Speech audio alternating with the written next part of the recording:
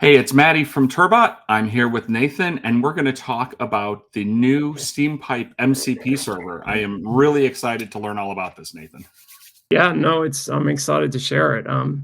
It's just amazing what you can do when you start asking your infrastructure questions with Steampipe. So, well, let's just dive in and take a look. So, yeah, we've released these new MCP servers. They're super easy to set up. You just do, copy the stuff in to Claude Desktop or Cursor or wherever it might be, and it'll work with your default Steampipe set up on your machine, or you can point it at a pipes database or wherever you are running your Steampipe, and it's that easy. Okay, so what AWS accounts can you see in Steampipe? And it's going to go away, and hopefully it'll ask us to use the Steampipe tool for this. And so you can see here it's prompting me for the first tool, which is to ask about the table show. So I'm going to allow that. And you can see it's trying to look up details about the AWS account table, which is good because it's checking what columns it can use, right? Which is hard when there's 500 or something tables to get that right. So we're going to allow it to actually run the query. Now it knows what it's looking for. And then it's gone off and it's queried that and it's found the AWS account that we have configured in my pipes environment. And you can see this is actually Bob's test account. So straight away I was able to do something useful, and normally I'd have to write all those queries myself. You can expand this out to see the details of what it did, as it's working its way through. So let's ask a different question. What S3 buckets have I created in the last 90 days? So it's gone off, it's found the S3 bucket table, and it's querying the information about that. Let's see, it's found 4 buckets and it knows all about them there. So again, what's so cool is now I don't even care how it's writing the query or what it's doing. It's just giving me the information I need for it. Please do a security review of those buckets. It's probably not a question, but it doesn't matter. The LLM forgives me. Although I still keep saying please. I can't stop saying please to my LLMs. It's impossible for me. We have to always say please and thank you to Alexa and Siri and everything, because when the robots take over, they will remember who treated them nicely. I saw a meme about that the other day. Well, here it's decided to start trying to use PowerPipe. I'm not really sure why it's decided to do that. I'm going to say no because I don't really want it to do that. But it would have made sense to run a PowerPipe benchmark.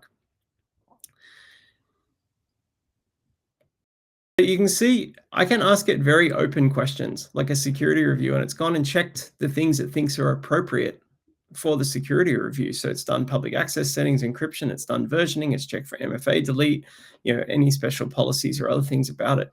So here it's found this one's only partially done, for example. So what's really cool is that you actually don't need to be specific. You can be really ambitious and broad in your questions to the LLM, which is fun. And what I find in using it is that I just keep finding new things that I didn't expect. I go down paths and journeys that I wasn't expecting just by asking questions about my environment or about the data and seeing what comes out. So it's fun exploring your data with it. And you'll see it'll just go further with recommendations or other things that it thinks you should do. So you can do broad questions, but you can also do more specific questions or ask it about particular items. Anyway, let's try something else. List my EC2 instances with their attached EBS volumes. Now, this is a bit of an interesting question because it's a fairly easy one, but it's actually can be tricky for people because it often involves multiple columns or different joins or other things. So in this case, it's going to go off and it's going to use the EC2 instance table and the EBS volume table, right? And it's going to do an automatic query that joins those together, right? Or it's query each of them, etc. It'll work it out. But basically, it's going to work out what it wants to do to get information that it needs for that query to join the stuff together or to piece all the information together. In this case, it didn't actually even end up writing a join. It just did the 2 tables independently because it had, it had decided the data wasn't that large, right? But it's quite helpful to be able to have it do the queries and work all of that out. Could you do that?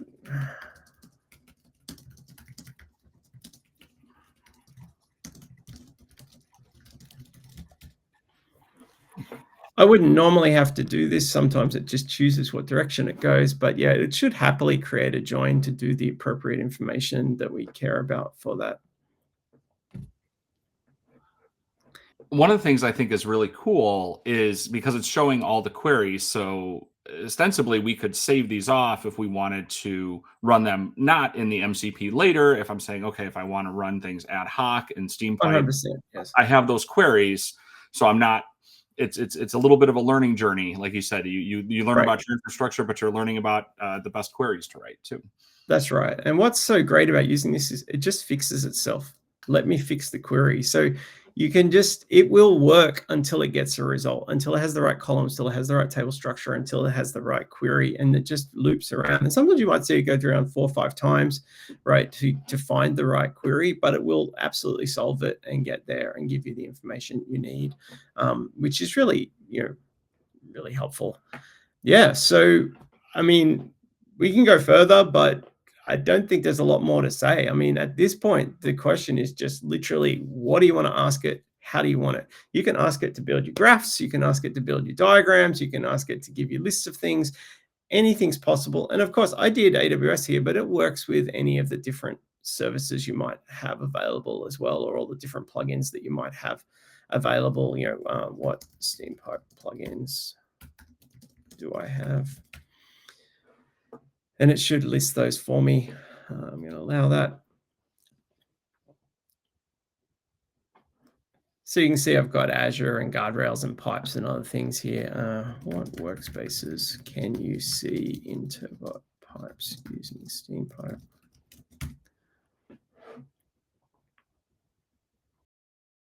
So here it's going off and querying the pipes table instead.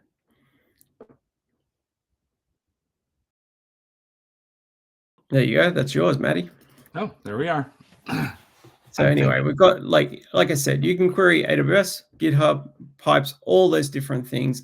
Your entire Steampipe universe is now available for querying, using, etc. And all you have to do is ask the question.